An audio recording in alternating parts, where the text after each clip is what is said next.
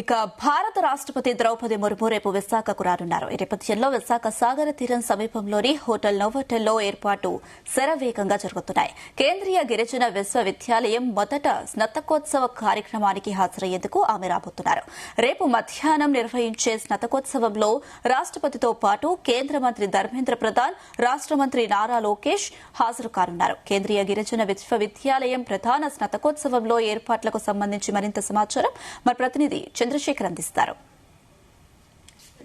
విశాఖ వేదికగా జరిగేటటువంటి గిరిజన యూనివర్సిటీకి సంబంధించినటువంటి గోల్డ్ మెడల్ ప్రధానోత్సవ కార్యక్రమానికి రేపు మన దేశ రాష్ట్రపతి ద్రౌపది ముర్ము హాజరు కానున్నారు. ప్రధానంగా చూసుకుంటే మధ్యాహ్నం 2 గంటల ప్రాంతంలో ఆమె ప్రత్యేక విమానంలో విశాఖ విమానాశ్రయానికి చేరుకుంటారో అక్కడ నుంచి నేరుగా కూడా రహదారి మార్గం గుండా ప్రస్తుతం మనం ఉన్నటువంటి ఏదైతే పార్కే బీచ్ సమీపంలో ఉన్నటువంటి హోటల్ నోవాటెల్ వద్దకైతే చేరుకుంటారు. హోటల్ నోవాటెల్లో మధ్యాహ్నం 3 గంటల ప్రాంతం, 2:30 గంటల ప్రాంతం నుంచి 3:30 గంటల ప్రాంతం వరకు దాదాపు గంట కాలం పాటు కూడా ఇక్కడ ఏదైతే గిరిజన యూనివర్సిటీలో డిగ్రీలు పొందినటువంటి విద్యార్థులు ఎవరైతే ఉన్నారో దాదాపు 374 మంది విద్యార్థులకు డిగ్రీ పట్టాలతో పాటు గోల్డ్ మెడల్స్ కూడా అందించేటటువంటి ఒక కార్యక్రమం అయితే జరగనుంది. ఈ కార్యక్రమానికి ఆమె ముఖ్య అతిథిగా కూడా హాజరు కానున్నారు. ఆమెతో పాటుగా ఏదైతే మన దేశ ప్రధానమంత్రి రాష్ట్రపతి ద్రౌపది ముర్ముతో పాటుగా మన రాష్ట్ర ముఖ్యమంత్రి నారా చంద్రబాబు నాయుడు, రాష్ట్ర విద్యా ఐటీ శాఖల మంత్రి నారా లోకేష్ తో పాటు ఇతరత్ర అధికార యంత్రాంగం అంతా కూడా పాల్గొనున్నారు. ముఖ్యంగా చూసుకుంటే రేపు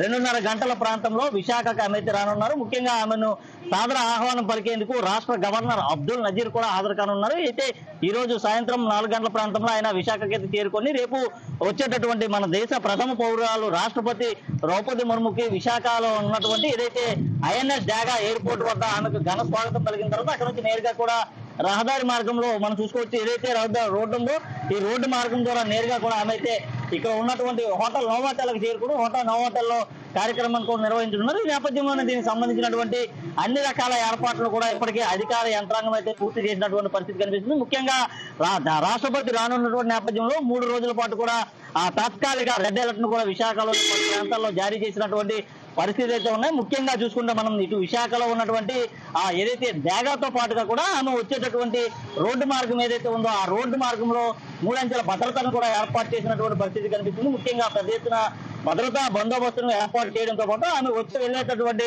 కార్యక్రమం ఏదైతే ఉందో దాదాపు ఈ రోజు నుంచి 1వ తేదీ వరకు అంటే 3 రోజుల పాటు కూడా విశాఖ ఉన్నటువంటి పలు ప్రాంతాల్లో రెడ్ జోన్ కూడా ప్రకటించినటువంటి పరిస్థితి కనిపిస్తుంది. ముఖ్యంగా డ్రోన్స్ కు సంబంధించి కూడా పలు ఆంక్షలను కూడా అధికార యంత్రాంగం అయితే జారీ చేసినటువంటి పరిస్థితి కనిపిస్తుంది. ముఖ్యంగా ఏదైతే గిరిజన యూనివర్సిటీకి సంబంధించినటువంటి స్నాతకోత్సవ వేడుకలు ఏవైతే ఉన్నాయో ఈ వేడుకల్లో ఆమె ముఖ్య అతిథిగా పాల్గొన్నటువంటి నేపథ్యంలో ముందస్తుగానే హోటల్ నోవాటెల్లో ఇప్పటికే అధికార యంత్రాంగం అంతా కూడా చేరుకోవడమే జరిగింది. మనం చూసుకోవచ్చు కొద్దిసేపటి క్రితమే రాష్ట్ర హోంమంత్రి వంగల్పూడి అంతా కూడా ఈ ప్రాంతానికి అయితే రావడం జరిగింది. అలాగే జిల్లా కలెక్టర్తో పాటు ఆర్డీఓ ఇతరత్ర అధికార యంత్రాంగం అంతా కూడా ఇప్పటికే చేరుకోవడం జరిగింది. రేపు రాష్ట్రపతి కార్యక్రమం నిర్వహించేటటువంటి ప్రాంతం ఏదైతే ఉంటుందో మన ప్రాంతాన్ని కూడా ఒకసారి వెళ్ళి చూసుకోవచ్చు. ముఖ్యంగా ఈ ప్రాంతంలోనే మన రాష్ట్రపతి రేపు జరిగేటటువంటి స్నాతకోత్సవ కార్యక్రమంలో పాల్గొన్నారు. ఆమె రాకకు సంబంధించి ముందస్తు ఏర్పాట్లన్నింటినీ కూడా ఇప్పటికే అధికార యంత్రాంగం అయితే చేస్తున్నటువంటి పరిస్థితి కనిపిస్తుంది. ముఖ్యంగా మనం చూసుకుంటే హోటల్ నోవాటెల్ ఏదైతే ఉందో హోటల్ నోవాటెల్కి సంబంధించినటువంటి ప్రాంగణం అంతా కూడా ఈ ప్రాంగణంలో రేపు పెద్ద ఎత్తున కూడా బందోబస్తును కూడా ఏర్పాటు చేసేందుకు అన్ని రకాల ఏర్పాట్లు అయితే చేసినటువంటి పరిస్థితి కనిపించింది. అయితే మరికొద్ది సేపట్లోనే ఈ ప్రాంతానికి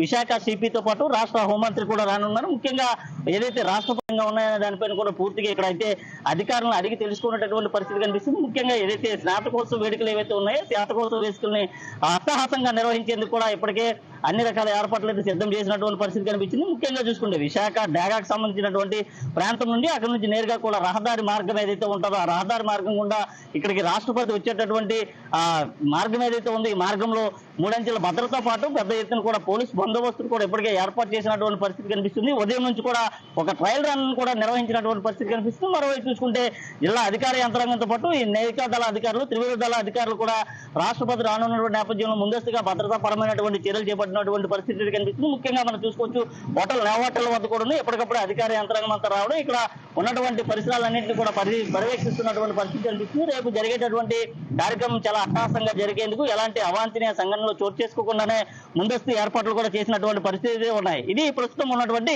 తాజా పరిస్థితి. వీడియో జర్నలిస్ట్ శివతో చందు, జీ న్యూస్ తెలుగు, విశాఖ నుండి.